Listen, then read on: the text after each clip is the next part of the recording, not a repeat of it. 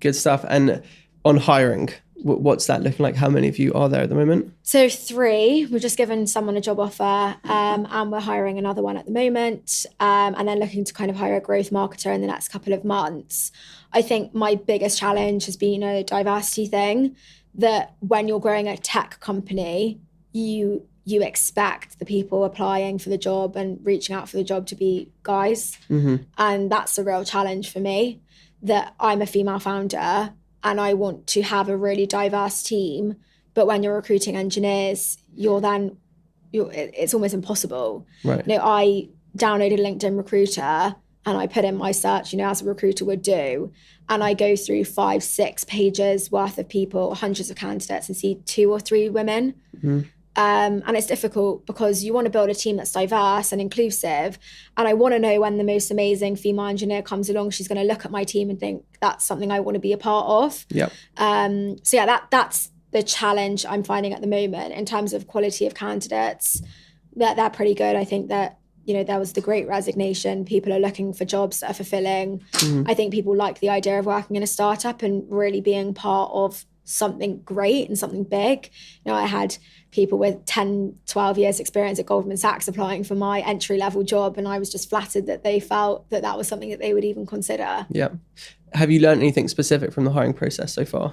Yeah, I've learned to be really transparent about what it is I'm looking for and who it is that I am, and what type of company I want to build. Mm-hmm. I think that's really important. I think that the biggest mistake as a founder you could do is make out that something's going to be better than it is or worse than it is, and just not be really transparent about your expectations.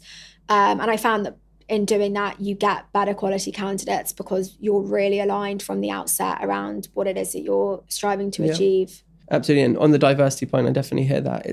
It's difficult, in media as well. There's a typical kind of profile, which we don't want to build a company of the same type of person. It just doesn't make sense or work. We just don't want that.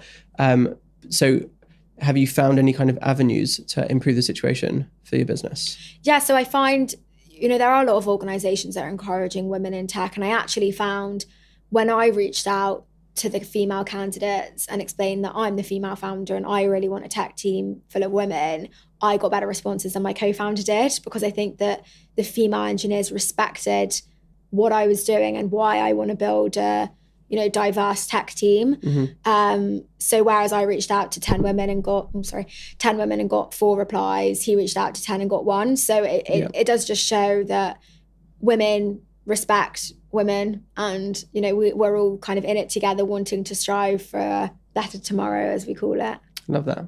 And so as a whole, would you say the hiring process is proving to be more or less challenging than you expected? I think around the same. I think that I spoke to tons of other founders before I started around it, and the do's, the don'ts, etc. So I think that it's definitely challenging in the sense that you want to make sure the people you're bringing into the team are amazing. But on the other flip side to that, you also can't be too picky, because if you're too picky, you'll lose out on good candidates that you were just being too blind to see. So I definitely found that bringing other people into the interview process, whether that's my co-founder or one of our advisors, has really helped, because it's not just my opinion that matters. Mm-hmm. Yeah, I did that in the earlier days when we were starting to hire people. I would always have one of our advisors have like a final stage chat almost. And it was wild what they were able to do. They were able to have a half an hour conversation or 20-minute FaceTime with somebody, and then basically share it almost like a prediction of what they think this person would be like. And it's always been correct.